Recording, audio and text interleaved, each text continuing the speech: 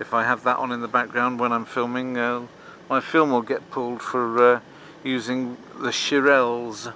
Will you still love me tomorrow? Well, I hope my subscribers will still be subscribers tomorrow. Whether that means love or not, I don't know. But just thought I'd show this, because I don't know what it is. Even if it's a question of finding out myself later what the heck this is.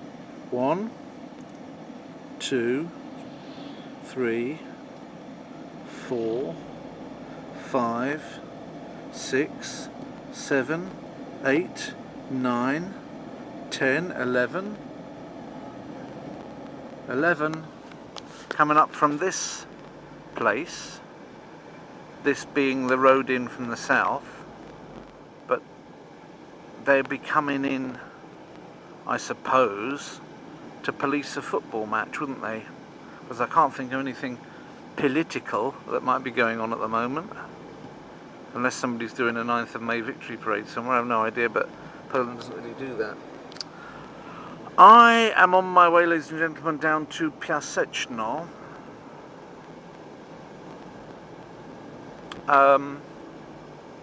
where my daughter now goes to school. And so sometimes if I'm here, if I'm not here, and Irina goes and does it on the train, but if I'm here, then I go and get her of a Friday night, which is what this is. This is a Friday night, not far off when the Sabbath commenceth. But we're not going to the synagogue.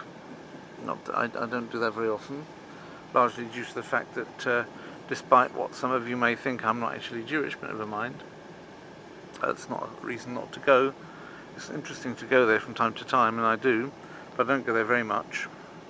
It might be more interesting if I was actively studying Hebrew, which I'm not actively doing, then it would probably be a lot more interesting to go. But with very little Hebrew knowledge, it's a bit of a chore, really, to sing through those things without fully understanding them. So I'd rather learn a bit more first, then go a bit more frequently maybe after learning it, but it's not that high up on the list of languages, to be honest, because when it comes to reading the Bible, I'm quite happy with my King James Version. He was, after all, named after me, surname-wise anyway. Well, his first name's my surname, but then you can say the same thing about James Bond, I suppose. And here we go. It's always a jolly old queue coming out. I should have gone earlier, but I was too busy translating something from Russian into English, which was auditing related and therefore not the sort of thing you want to give to a translator. It's a bit delicate. So, and I wanted to understand it myself anyway, so I thought I'll do the translation of that this time. But it's an awful long thing once you get into cell by cell, Excel, translating cell by cell of Excel, something in Russian into English, and also there's jargon being used in the Russian, and you've got to kind of work out what the person meant. I mean, a translator that even knew Russian perfectly, but didn't know our way of looking at things as auditors, wouldn't get it. They really wouldn't. They would put it into English in a way which would lose the whole idea. So, and would be irretrievably far from what was expected. So I just have to plow on through it. Sometimes I'm scratching my head working out what the abbreviations mean. When it comes to translating or knowing or working in a foreign language, abbreviations are the hardest thing, because you don't generally, and this is one of the things, if I've got in mind, one of the things that I'd like to do when I retire is actually write language textbooks, language learning textbooks, better than the ones that have been made so far. Ones that would be which would be gold list compliant and giving vocabulary in blocks of 25, things like that,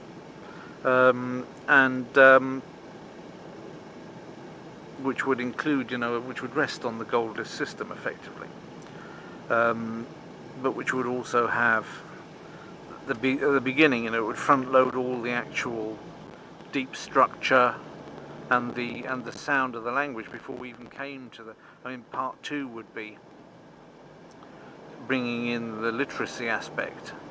The actual working with sound only would be part 1, and then bringing in the alphabet and what have you would be part 2, and then I didn't even do the Huliganov series properly, and what really I would do next time, I think, is start completely fresh. Some of the things that I did from the Huliganov series I would probably do the same again, but you very, very quickly run out of material if you want to do both a joke and a song. So I think you should finish a lesson with either a joke or a song or a test. You can't do all 3 and still keep going for long, as I discovered. Certainly not if you want to be rights compliant when it comes to music. Jokes, thankfully, are not really something that people worry about rights on too much. A joke is like kind of common currency. It doesn't get copyrighted so much. I mean, if you took a large amount of material off a particular comedian, like sketches and everything like that, or his performance of his own joke in audio, that would be a different matter. Obviously that wouldn't be fair to do, but to write or to use jokes, and obviously people that devise topical jokes or write out material for comedy shows, that's all obviously their rights, and if the comedy show then takes it and doesn't pay the guy, then obviously he's got a way of getting at them under copyright. But in the main, the common jokes, even ones that have been written out in joke book time after time, they tend to be, that's an easy rights issue usually.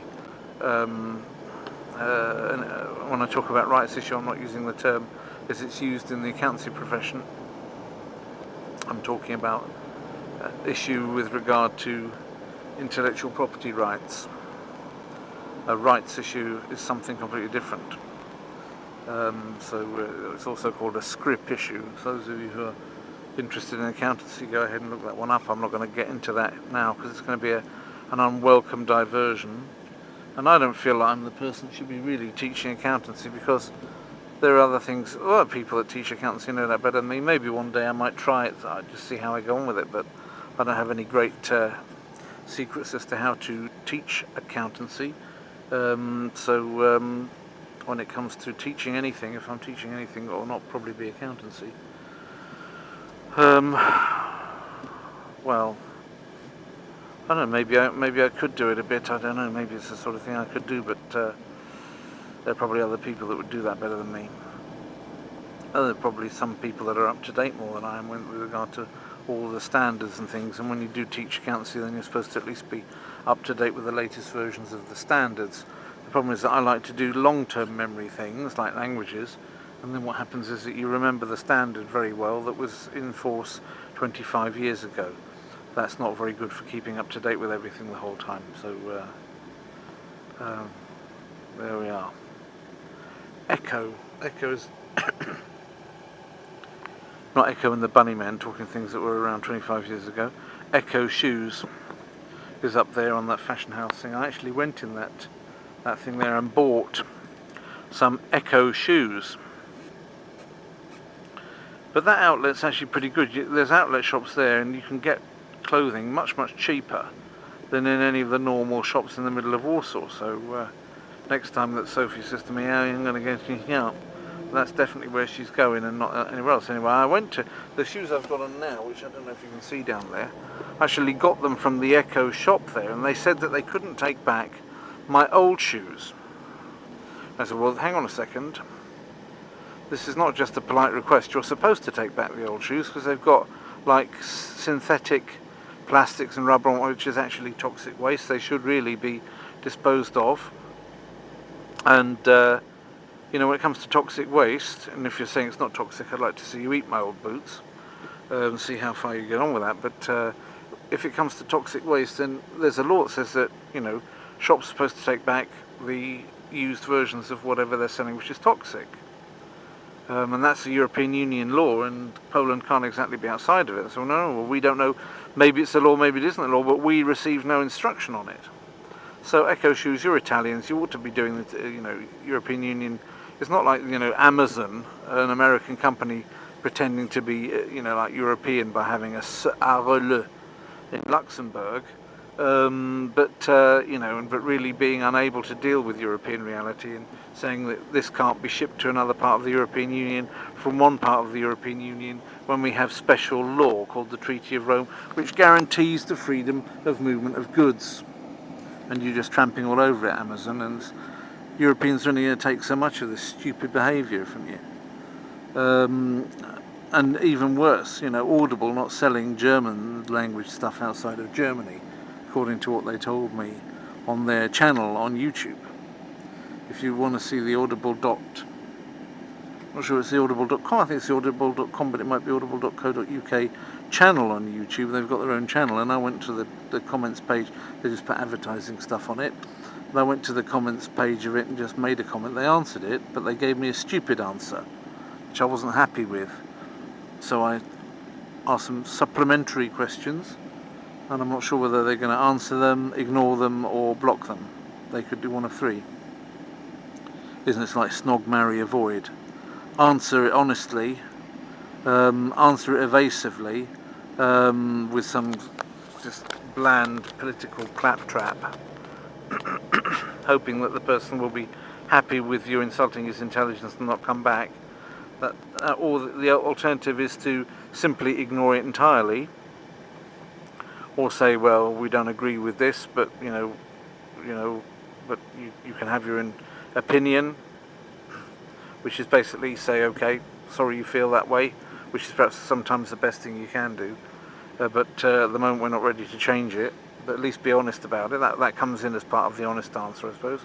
Completely ignore the thing but let it stand, or censor it in some way. Those are the options that you really have, isn't it, on when people are commenting on what you do. For myself, I don't censor much. I've censored a bit when people have become ridiculously obnoxious, or moderately obnoxious to other people who've been guests on my channel, and they've been obnoxious to the point where I don't think that person would be very happy. And so then I've censored that. I censor for spam much more than for obnoxious comments. I can kind of tend to feel that if people need to get something off their chest, they better do it, but you know, it needs to be legal. They can't be making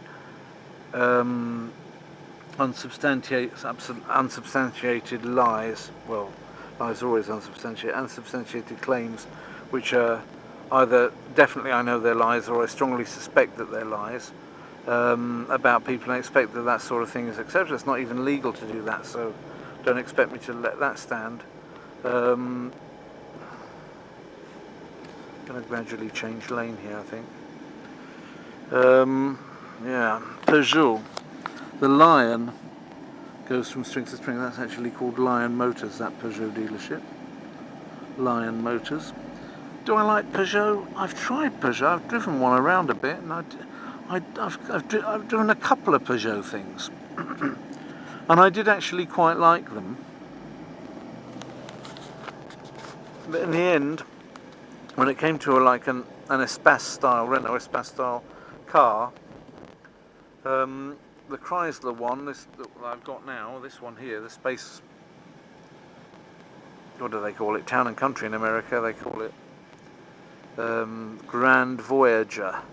When it's made in Europe, they made it in Austria. These are the things which, well, this is the kind that at the time when we were buying them, my old boss and me, we kind of both agreed that this was the best of breed, and we also had a good deal going on it. And I am happy with this, you know, even though I've tried to sell it a couple of times, because I wasn't using it much. Because having a car and using a car, that's the Citroën version, and I tried that in a test drive. I quite liked it as well. But using a car's all very well, but if you're trying to get fit by walking, then you'll find that you don't get much walking done if you're going out in a car, because you'll park it near to where you need to be. You don't even want to leave your car too far away, because you never know what's happening to it. So you'll tend to want to park it right next to wherever you're going, then go to it afterwards and drive it back again, and you won't get an awful lot of walking done if you're driving or being driven by anybody. So the way to get some walking done is to use public transport, trains and what have you, and then you can get a fair amount of walking done. Even if you're mainly on trains, you've got to walk to the train, you've got to walk back off the train, you've got to walk between trains, etc. And it all adds up in the end, these bits of walking in and around train journeys. So, you know, you can easily find that there's a day when you're mainly on public transport, but you can get a 5 kilometres without even knowing where you are with it. It all adds up, and this pedometer really doesn't. It really doesn't. I mean, that 0.5 was done around the house during today. It hasn't been that. It just doesn't react. I've checked this in various travel situations, even going from one travel situation, you know, where I've been checking it on trains or checking it on buses or what have you, and it really doesn't do anything. It doesn't affect it. Anyway, I better stop because I'm just rambling on and not making any sense.